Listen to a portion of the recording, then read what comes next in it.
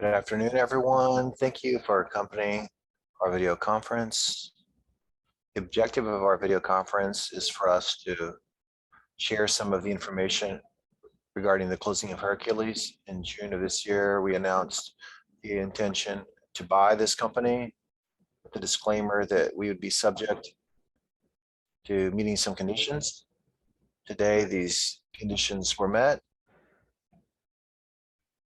including the payment of the transaction. And with this, we were able to conclude this operation. We structured and prepared this video conference so that Sergio will shortly present some of the information of the transaction and the reasons which we decided to buy Hercules and to enter the North American market for months. And soon we'll open up for questions and answers. So Sergio, I'll give you the floor.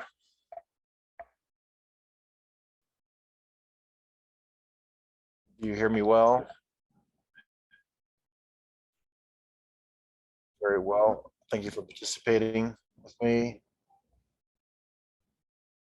in this video conference regarding the closing of this transaction, which, as we already said in another opportunity, was very important to us. Before we talk about the transaction itself, we want to know where this fits into our vision of a company. And I'd like to start by looking at our strategic guides. We've shared some of this in previous moments, but just to provide context a bit better. Everything that we do within Hundong companies is based on these strategic guidelines where we try to use innovation and technology as a differential for our company, whether it's products, management processes, digitalization, industrial transformation, data as some of the main agonists. All this has to do with this differential in innovation and technology to create value for our customers and for everyone. With the focus on the customers, this is something that I won't call it cliche, but a lot of companies talk about this, saying that the customers are the center of everything. And we have a view of creating value for the customer, where the customers of the customers is a way to perpetuate the future of our company. As we create value to our customer, they won't substitute us. Much to the contrary, it will create an environment that is much more favorable to the growth of our business. Another guiding principle for our company is financial robustness, where we don't want the company to go into high debt levels. We work with a leverage of traditional levels. Sometimes we allow the leverage to go up a bit, but very quickly we want to reduce the leverage to our very conservative position. We want to have the means that allow us to invest in all the initiatives that you've done. A guide which is very important to us, and we have a very conservative approach in what needs to be done. We also like to show that we're a company, we want to be a company that people desire to work at. This has a lot to do with the way we treat people and having a work environment that's very healthy. And we value the participation of everyone, the contribution of everyone, so that we can have a structure where everyone can be a protagonist, where everyone can be a company, where there are several protagonists. People want to come work with us, and we want people, we want to recognize these people. We want to have an environment where we always work very cleanly. And the three guidelines below are what are highlighted here. So leveraging synergies is another strategic guide. Everything that we do has to have synergy, and this transaction has lots of synergy. And we would like to continue to diversify our business model with a focus on the opportunity of having a diverse model with a product line, geography, customers that are diverse in all possible ways, so that through this, we can navigate these crises with less pain than other companies. And finally, our sustainability in every sense, not just in the environment or other, but everything that allows us to generate value for all our shareholders in a recurrent manner, respecting the environment and governance. These are our guides. These are our principles. And three of them, as we showed you, has a lot to do with this transaction. But now, talking about our strategy, the change or going to the United States in our OEM vertice. When it comes to movement control, we're already in the United States for a long time. And this will help us in our resilience in terms of revenue. We have a percentage in the market that will help us be more robust with this diversification and a focus. So this revenue resilience is without a doubt one of the goals and objectives.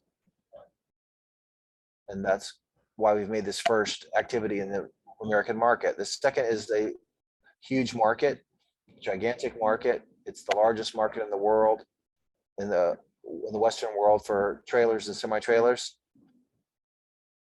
About 95% of the global market for semi-trailers is in the Northern Hemisphere. We participate in the Southern Hemisphere, which is 5 to 10% of the global market.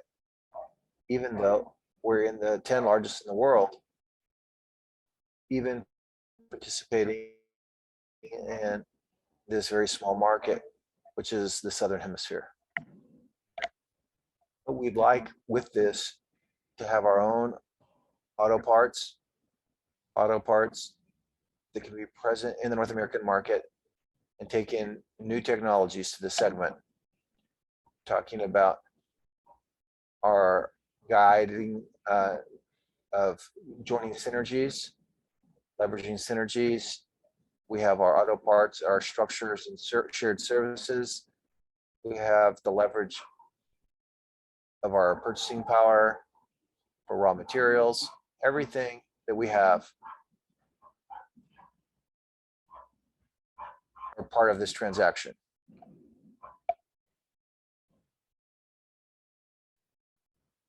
And this is for our long-term growth strategy for investments in new technologies. sometimes in a product, sometimes in an industrial digital realm, or this has transformed our company or Hundong companies. And this beginning of our OEM is done through some elements. The first of them is Hercules, which acts in a particular niche.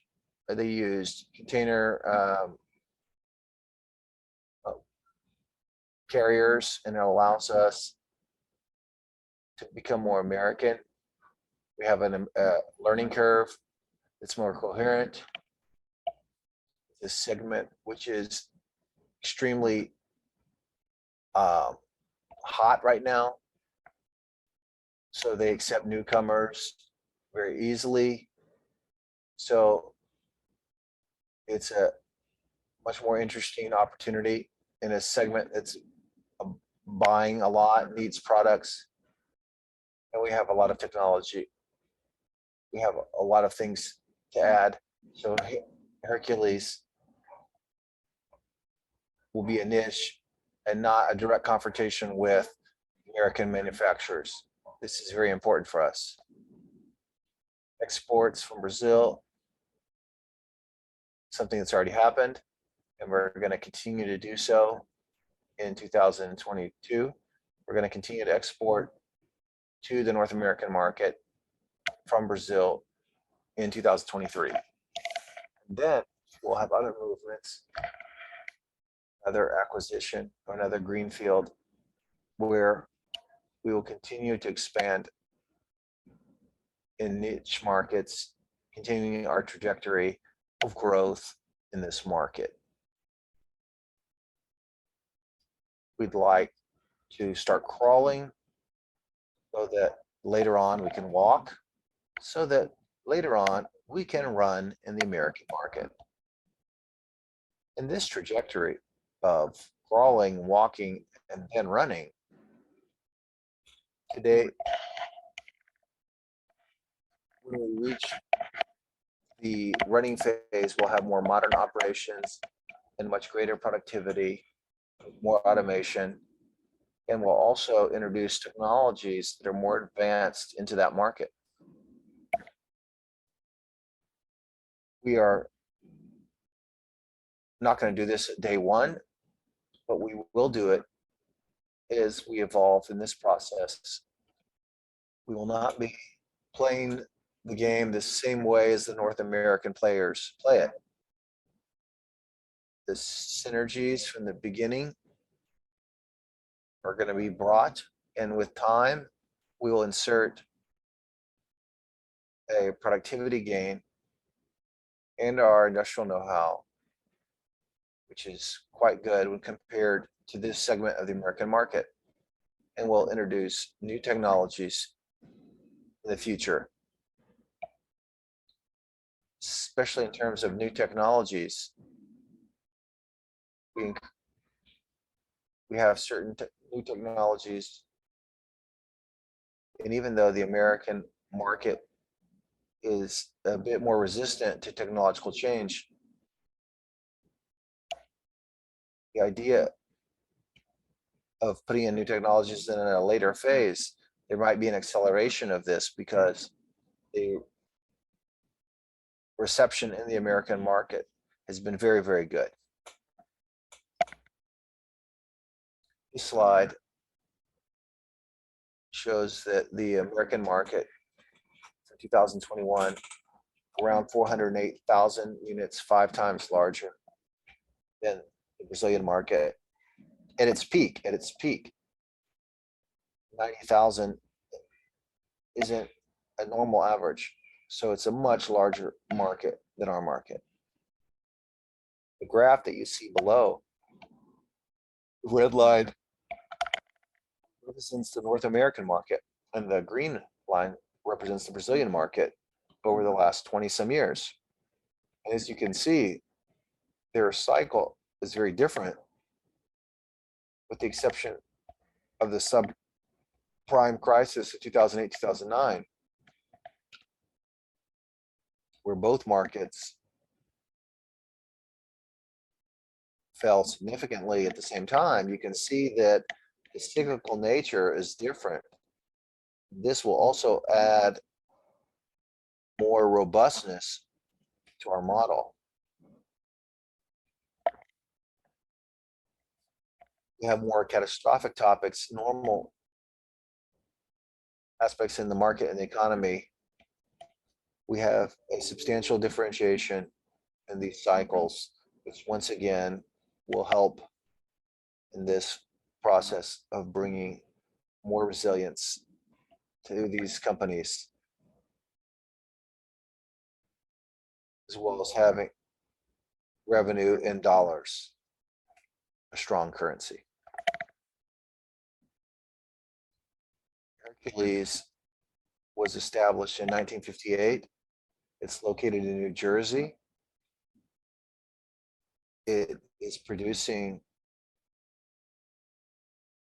platforms for carrying containers at a rate of 5,000 units per year, a portfolio, or excuse me, a revenue of around $55 million a year, 135 employees. Hercules also produces small containers with more military type characteristics, a bit more specialized, but their main product is the container carrier. And our idea is to invest to increase the production capacity of the operation so that we can benefit from this segment, which is buying so much. So that our intention is to add capacity and begin a process of greater automation and modernization of all these operations. We're very happy with this new venture, all of which follow our imperative of where all our movements have to have synergy. We have synergies in purchase of steel, raw materials, tires, everything that we already do here, with a lot of development, and our suppliers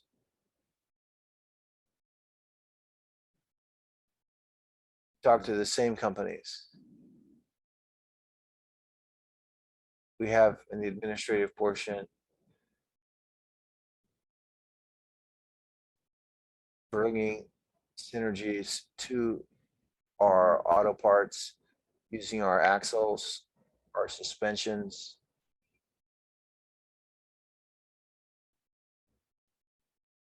They're all horizontalized within the same sources, and they dispute the market based on added value. It's very small, and we want to fight for the market in a different manner. Our more verticalized model, as I already mentioned, with integrations of auto parts, we're going to continue to buy products in the North American market. There's a packing characteristic which is very common there, but we will be using our components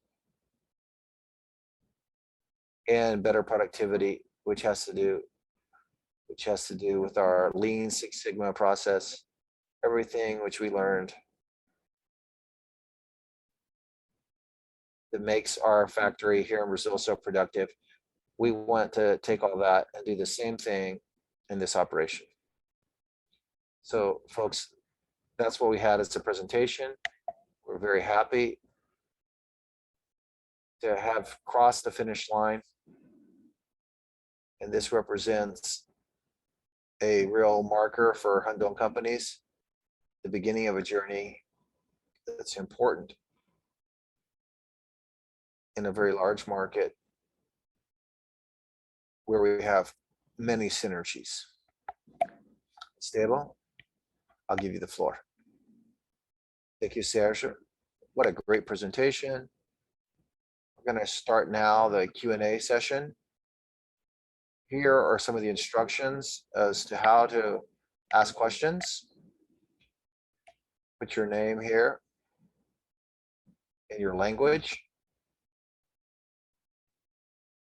So when you want to ask a question, if you'd rather send it in writing, you can do so on the chat feature. If we can't answer the question because of time, we'll come back with the answer later, or on WhatsApp, you can scan the QR code or using the number that you can see here on the screen. Please help us here with the questions. Vivi, let's go. The first question is from Lucas of XP. Lucas, if you can hear us, can you turn on your microphone and ask the question? Please feel free. Good evening, everyone. Sergio, Paulo, Davi, Stable. Congratulations on closing this acquisition. I think there are two questions on our side. The first is regarding the differences in markets and the strategy of the product mix in the American market. See different cycles, verticalization, all that is very clear in terms of the strategy for joining both companies. Thinking about Hyundai and Hercules, but it is a market that's very different from the Brazilian market. Hyundai here is an incumbent in terms of product. You have container carriers representing 14% of the market versus 3% here, which you put in the presentation. So my first question is, how does Hyundai think about entering this North American market regarding product? Hercules has 10% of the market. When we think about container carriers, the total market share is small, but it's already representative for container carriers. So when you think about a strategy for the product, we have greater consolidation of Hercules in container carriers, where you might better explore other products that Hyundai already has an incumbent position in. I don't know in competitive terms if that's possible, but how did you map out this issue?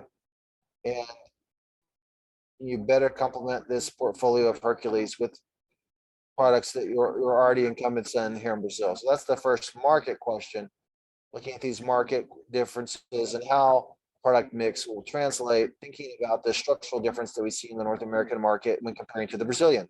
The second question is simpler, but at the closing, was there any significant adjustment in the numbers that were previously agreed upon at the announcement? Was there any adjustment in terms of valuation or working capital or any other financial adjustment related to the acquisition? These are the 2 points. So thank you once again congratulations once again for the closing. Okay, Lucas, we're going to accompany this. Sergio, I'll send you the first question regarding the market. And regarding the closing, I can take a shortcut here a bit. When it comes to the transaction price, what we had an adjustment was in terms of working capital.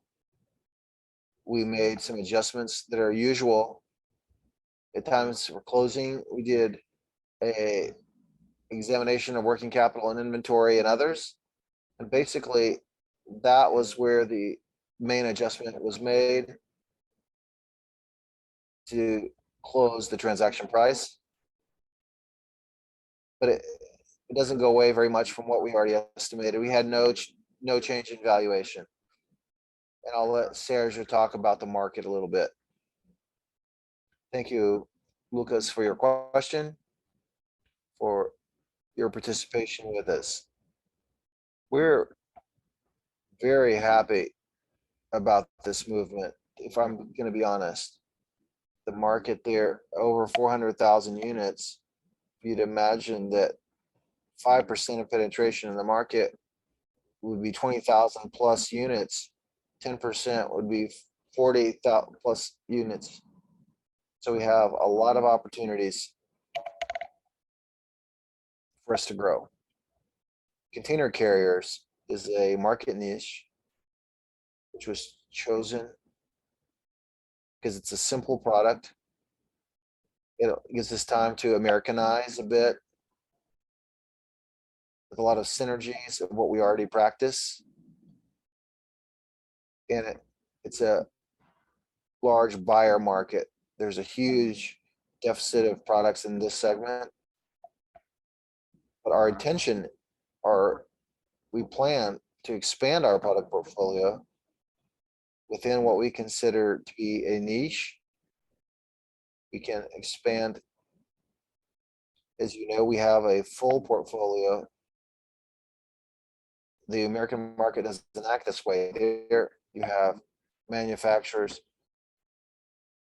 who participate in one segment or two most of all. There may be some exceptions. If you do general cargo,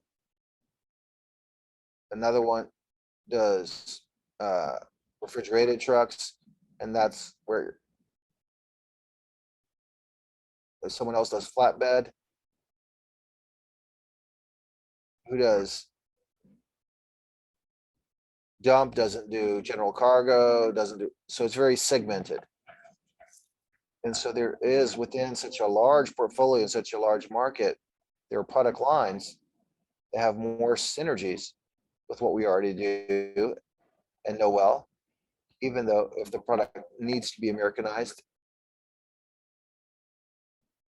But we need to choose within such a large portfolio, what are the niches where there's the most synergies for us? So we will expand the production capacity within this segment of container carriers, but we'll also expand to other types of products where there are synergies, as we've mentioned so far. So your question was perfect. We want to produce other product lines, participate in other segments in the North American market. I hope I answered your question. Great, very clear. Thank you.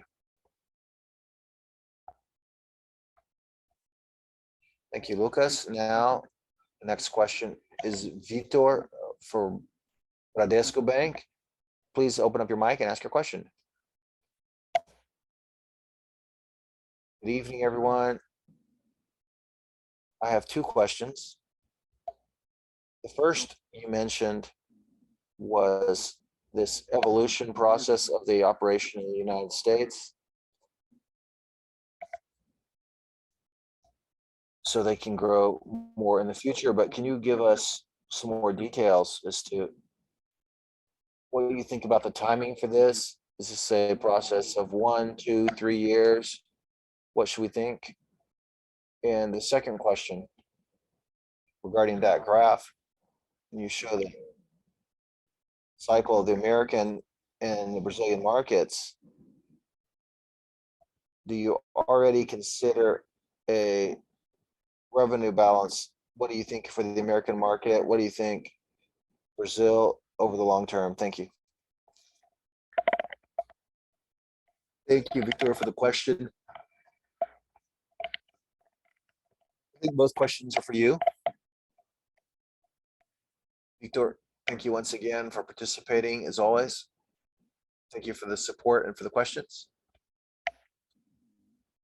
Victor, the timing is hard to be precise on, as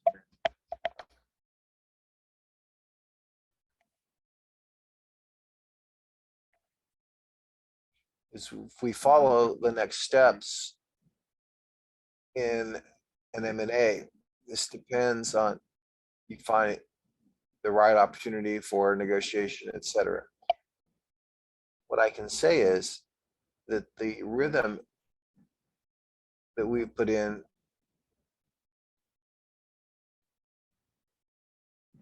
has not been that we're going to do something and we do it 5 years later. That's not how it's been. Our intention and what we've said is to continue with this accelerated pace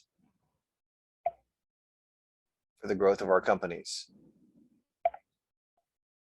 We're not going to wait 5 years to announce other activities. I think that's what I can say to you. But regarding the revenue cycle, we don't have a defined goal. I'm going to produce X amount. I want X amount of revenue. As Hundong companies, we have around currently 19-20% of our revenue that's international revenue, exports from Brazil or production and billing outside of Brazil. But we'd like to increase that number to around 25 to 30% in the next several years. So this initiative is important because it will allow us to accelerate within our growth to have a bigger slice of companies as a whole. We intend to take other companies into the American market, not just OEM. Frosley, our movement control, is already in this market. Oftentimes, you define a plan and you grow this portion of the revenue that you want to grow. But we have a lot of competency. We have a lot of good people working. And so this is a good problem we expect to have. You're going to keep growing quickly. The percentage perhaps isn't exactly what you want because it was delivered in a better in a given product line, in a business line which wasn't where you focused. But we're never going to tell anyone quit selling because I want to sell on the other side. We're not going to do that. Sometimes there are some distortions. Frosley is a good example. Frosley had 55% of revenue in the foreign market, and with Nakata, it went around 40%. So the objective of Frosley Vertice is to return to growing this percentage of the international revenue. I don't have a specific number, but we learned we have a possibility for growth that's much faster than what we have here. And so for us as Hundong companies, we can move towards other vertices that we want to emphasize or prioritize a bit more.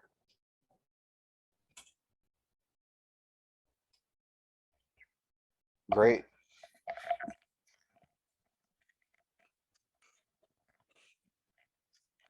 Our next question is from Igor Araujo.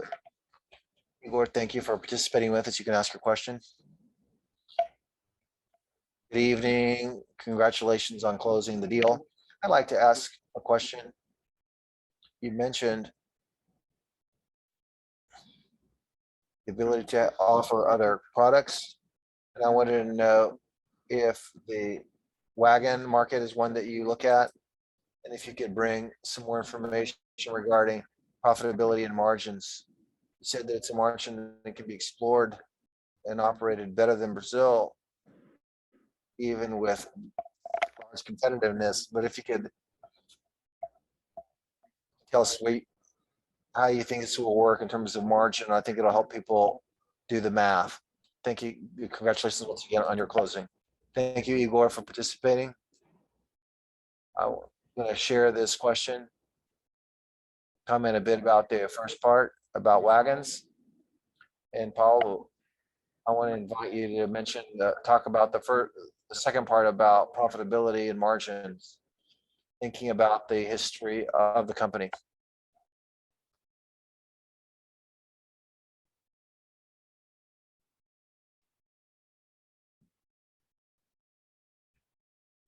I was just coming on the first part about the wagons. And then we'll give the floor to Paulo. Igor, thank you for the question and your participation. We know it's a holiday tomorrow.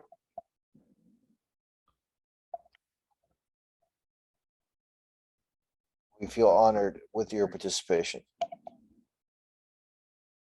So this possibility exists, but it's not a priority. We mapped and learned a bit about the American market for wagons.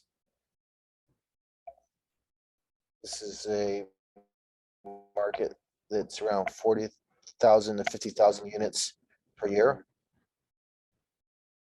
It's a very mature market,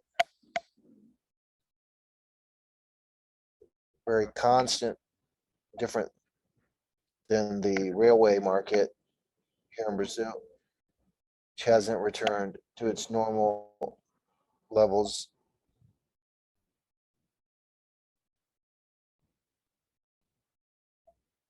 We've had this discussion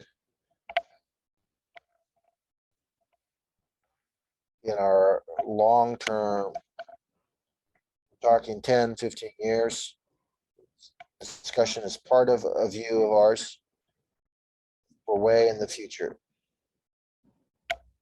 But we're going to focus on semi-trailers because of this vertice of ours, of our OEM. And we're also going to put it into auto parts. We think that there's more benefits for us to focus on those units. But in the future, we will look at this again. Thank you, Sergio. Paulo, I want to invite you to talk about the profitability of the operation. Good evening, everyone. Thank you for the question. When it comes to margins, in general, we want you to consider the strength of margins in this business for this vertice in Brazil. We're talking about margins of around 10 to 12%, but the most important is what we seek in a robust market and a stable economy where these margins will bring greater stability to the OEM and Randon as a consolidated way. Great, thank you. Once again, congratulations on your operation. We're very happy about this news. Thank you, Igor. Now, the next question is Andrea Mazzini of Citibank. Thank you for participating. Please ask your question. Thank you for the presentation. First is about earnout, which you said could be paid up to 12 months, depending on some metrics. You give a disclosure of what are the metrics? Is it of revenue or profitability? And what's the size of the turnout versus the base acquisition, rounding out $40 million? That's the first question. And the second is the synergies and differences between the products in North America and Brazil. You say that in the US, for example, you have the pneumatic suspension predominantly different than the mechanical suspension in Brazil. And I think that your presence in Mexico with Suspensis should provide synergies with this American products. These synergies will have to do a lot with what you have in Mexico, considering that North America has an important difference for the south of the world, beneath the equator, so to speak. Those are the two questions. Thank you, Andrea, for the participation. I think that we'll start with the second question about synergies and auto parts. Can you address this answer here? And then I'll share with Arnaud. Andrea, thank you for being with us. Thank you for the question. The American market in general we has many synergies. Around 50% of the market as a whole are air suspensions. Brazil is around 20% pneumatic suspension, but 50% of the American it still has a mechanical. We don't see variations. It's stabilized around half and half. In the container carrier segment, it's predominantly mechanical suspension, but as a synergy for us, it doesn't make a difference because we have both. It's not that we just have one or the other. When it comes to suspensions and suspensions in Mexico, our entry port is easier to the air suspensions because there's deficiencies of supply and technology. So it ends up being the easiest entryway. But in the American market, there's a significant lack of semi-trailers. There are products that if you want to buy today, you will only receive in 12 months. If you can imagine that, 12 months to get one semi-trailer, buy today and receive in 12 months. But within auto parts, the greatest amount is in the undercarriage, the axles, the suspensions, the brakes. All these have added value that's significant. And we have this whole product line. Mechanical suspensions we've developed for the semi-trailers that we're exporting in Brazil to the United States. And the market there doesn't have this type of product. Lead time is huge, and we're going to end up selling mechanical suspensions to the American market. We have the axles, which I already mentioned, which is another component which we produced. And the American market has a significant deficiency of knowledge as well. There's a component, a structure, which involves two axles that they call a slider in the American market. As the name says, it slides. And so depending on the state in which you're altering, you have to reposition it to obey the law of the American scale. This type of product is very common, and competitors are giving a lead time of 24 months to put in this replacement slide. So we see lots of opportunities. You got the components. This will allow us to sell this and eventually produce several products, new technologies, with smart composite, and all of these have a significant application in the American market. We are very excited about this potential. We don't want to bite off more we can chew. Hercules did a great job.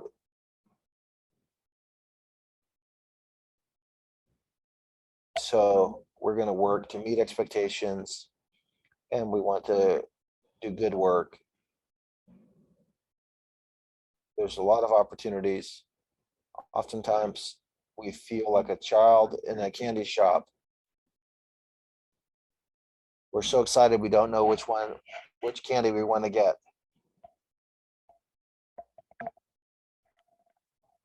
But Paulo keeps the team focused so they can work in the right sequence and we can do a good job. Thank you, Sergio.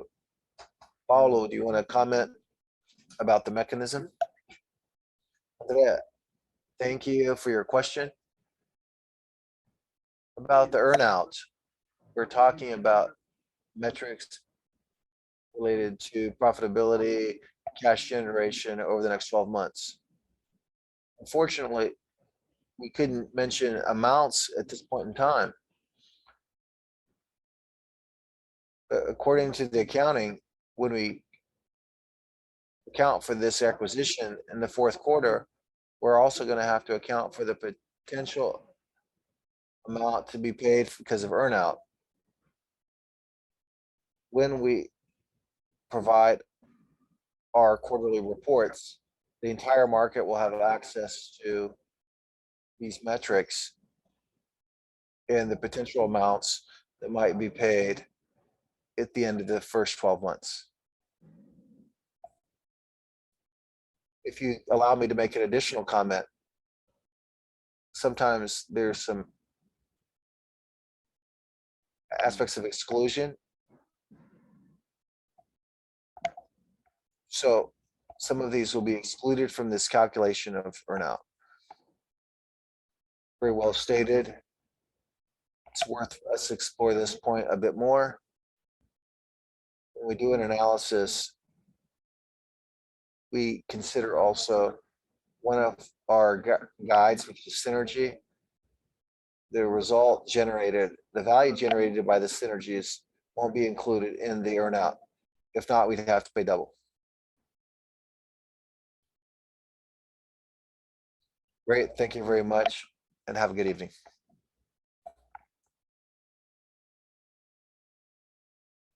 Let's go to our next question. Jonathan Coutras of JP Morgan. Jonathan, thank you for being with us. Please feel free to ask your question. Can you hear me, folks? Yes. Good evening. Thank you for the question and congratulations once again for closing the deal. I just wanted some clarification. Someone commented that there's an objective over the medium term to go away from just container carriers. And so my clarification is the margin potential for Hercules, 10 to 12% is the EBITDA margin. Thank you, Jonathan, for the question. Let me just clarify. Then I'll give you the floor to speak about the market and the diversification of the product portfolio. Confirming, Jonathan, this margin, these 10 to 12%, is EBITDA margin, which is similar to what we carry here in our operation of semi-trailers in Brazil in a regular year. Sergio, please. The exports. Thank you, Jonathan, for the question, by the way. Jonathan, the exports that are happening in Brazil have the Hundo name, not the Hercules name. We've already started exporting. It had to be with the Hundo name. Normally, for you to develop a new name in a traditional country, in a mature market that's well established with well-known players, this is normally a very long journey. However, we're experiencing something very specific and special, which favors the use of our own name. So we brought American customers to Brazil. There's a need, it's a buyer's market. It's a buying market, so they're very much open to other brands and other configurations because of the size of the need that they have. So receiving these visitors, these American companies here, they have been amazed by our industrial facilities. I mentioned at Rondonday that in this segment in the United States, American operations aren't the eighth wonder of the world. Much to the contrary, they're very lacking in investments. There are wonderful things there in automobiles and There are factories with technology that's wonderful, but in this segment of semi trailers, there is a major need for investments. So people who come here and they see our operations and they leave here amazed about our company. So our idea is to keep the Hercules name, but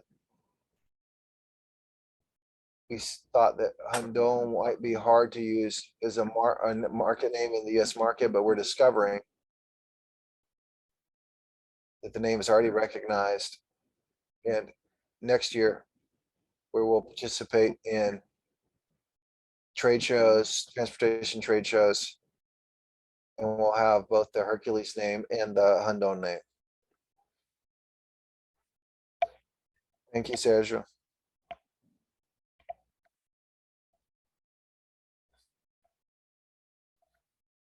Everyone, we don't have any more questions. If someone would like to ask a last one, we can announce the question. Otherwise, we can close our video conference. We'll wait another minute here.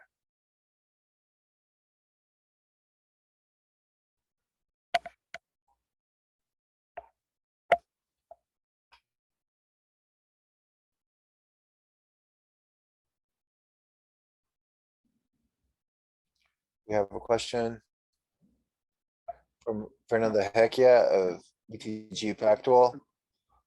You can ask your question.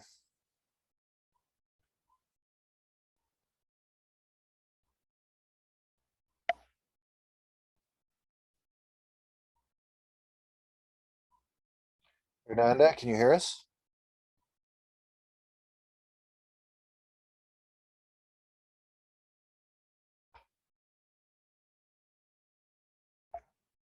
I think your microphone is on, but we can't hear you yet.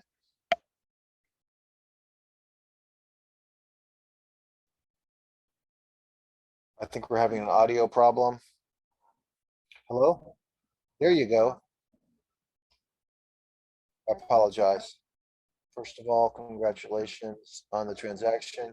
Just a quick point that I wanted to explore that I think we haven't talked about is regarding the competitive dynamics in the American market of equipment. Who are the three largest players? What's their market share? Just for us to create a comparison with the Brazilian market, which is very consolidated, and try to understand. You mentioned that you want to grow there, but the idea of is to be a market leader or to have a relevant portion. That's what I have to say. Thank you. Thank you, Fernanda, for participating. In fact, the market characteristic is very different. Here in Brazil, the three main players have around 70%, 75% of the market. In the United States, this is much more fragmented. The main players, Abish, Great Dane, Activity, Hyundai, these are some of the biggest players, but the rest is fairly consolidated. Do you want to mention about the competitive dynamics as well as the market share strategy? Thank you for the question. Thank you for being with us. The major American players don't have a very large percentage. Hyundai is the largest. They pass Wabash around 60,000 units. Wabash around 60,000. Redan around 60,000. A utility with around 48,000. And then after Stolton, 10,000, something around there. But the market is very specialized.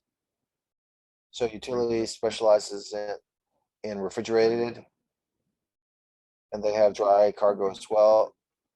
But their basic product is refrigerated. Wabash, general cargo. Hyundai, general. Great Dane, also general cargo. All of them have what we call a little bit of flatbed. It's like an open bed that you can put in cargo with unique cargo on that product. So it's a different segmentation. Our objective is to grow, but we want to go using the niches first because competitiveness where the volume is, this general cargo is the about 70% of the American market. And this is a product that's much more competitive. We want to work a little bit more at the niches so that we can participate more in the larger market segments, so that we can once again establish and create a distribution network or to have a general cargo. We need these stronger technical assistance. This is our sequence.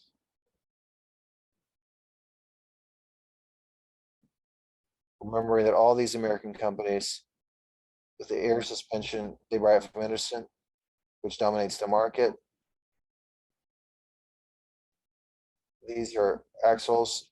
These are mechanical suspension. You get it from Hudson, and axles from a company called Ericsson, or they bought from Merit.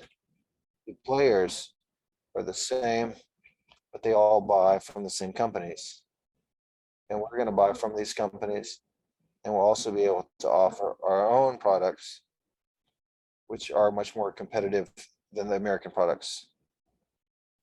That's why we're so emphatic regarding the synergies within the companies. All right, folks, thank you.